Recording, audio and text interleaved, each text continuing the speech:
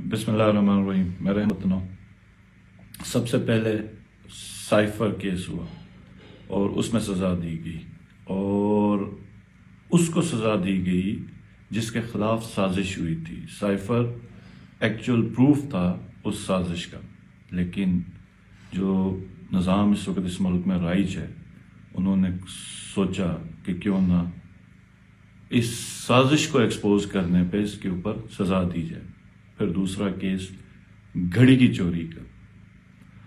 آپ جتنے بھی تحائف ہیں سعودیہ سے ملے، ان میں سے 1947 سے آج تک کسی ایک تحفے کی 3 ارب روپے کی اگر ویلیویشن ہے تو کوئی ایک نکال کے دکھا دیں توشہ خانہ کے اندر. لیکن زبردستی، اور اس کے خلاف جس نے 25% کی جو پیمنٹ ہوتی تھی توشہ خانہ سے جو تحفہ نکال سکتے تو اس کو 25% کی، تو 25% سے 50% کی، اور جو پرائیویٹ میں جو گفٹ ملے تھے ان کو بھی توشہ خانہ میں رجسٹر کیا.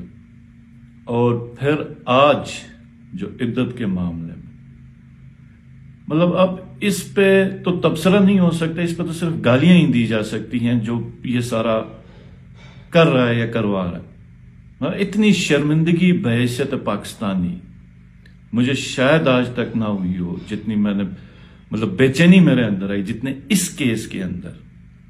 اور یہ سب مجھے امید ہے آپ لوگ دیکھ رہے ہوں گے اور آپ لوگوں کے بھی یہی جذبات ہوں گے. تو اب اس میں کر کیا سکتے ہیں؟ جو ایک چیز آپ کر سکتے ہیں کہ بجائے غصہ ہونے کے، بجائے جذباتی ہونے کے، 8 فروری کو آپ نکلیں اور پاکستان تحریک انصاف کے نامزد امیدوار کو ووٹ کریں. اس کے نشان کو اپنے حلقے میں پتہ کریں کہ اس کا نشان کون سا ہے، کہ پاکستان تحریک انصاف نے کس کینڈیڈیٹ کو پروونشل اسمبلی میں اور کس کینڈیڈیٹ کو نیشنل اسمبلی کے لیے نامزد کیا. ان کے سمبلز کیا ہیں، نشانات کیا ہیں. اپنے گھروں میں اپنے بزرگوں کو، اپنی خواتین کو، گاؤں میں، گلیوں میں خود کیمپین کریں، کیونکہ پاکستان تحریک انصاف کا تو کوئی کینڈیڈیٹ تو باہر نہیں نکل سکتا. جو نکلے گا اس کے اوپر دہشت گردی کے پرچے ہیں. تو یہ اگر ہم نے بچانا ہے اس ملک کو اور اس قوم کو، تو ہمیں 8 فروری کو نکلنا پڑے گا. ہر ایک کو نکلنا پڑے گا اور اپنا فیصلہ سنانا ہوگا کہ آیا ہم اس ظلم کے خلاف ہیں یا کہ ہم ایک مردہ قوم ہیں اور ہمیں کوئی پرواہ ہی نہیں ہے. یہ یاد رکھیں کہ اکثر آپ نے دیکھا ہوگا کہ گاؤں میں، شہروں میں جو یتیم ہوتا ہے اس کی زندگی بڑی مشکل ہوتی، بڑی مشکلات ہوتی. جو یتیم ہوتا ہے نا، اس کی جو سب سے بڑی مشکل ہوتی ہے اس کی یتیمی ہوتی ہے.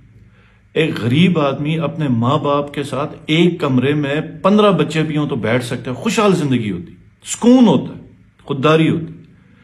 تو جو قوم ہوتی ہے نا، قوم بغیر لیڈر کے یتیم ہوتی. تو ہمارے جتنے بھی مسئلے اس وقت پورے ملک میں آپ دیکھیں، ہر طرف آپ دیکھ لیں کس قسم کے مطلب حالات سے ہمیں سامنا کرنا پڑا. تو ان سب کا حل، اور جو ہماری غربت کا حل، جو پچھلے 2 سال سے مہنگائی 40% تک گئی ہوئی، اس سب کا لیڈرشپ.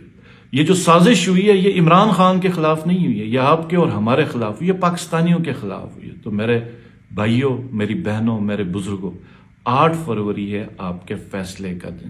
آپ نے غیرت دکھانی ہے، ہمت دکھانی ہے اور ثبوت دینا ہے کہ ہم اسی ان بزرگوں کی اولاد ہیں جنہوں نے بڑی قربانیاں دے کے اس ملک کو حاصل کیا. اللہ آپ سب کا حامی و ناصر ہو.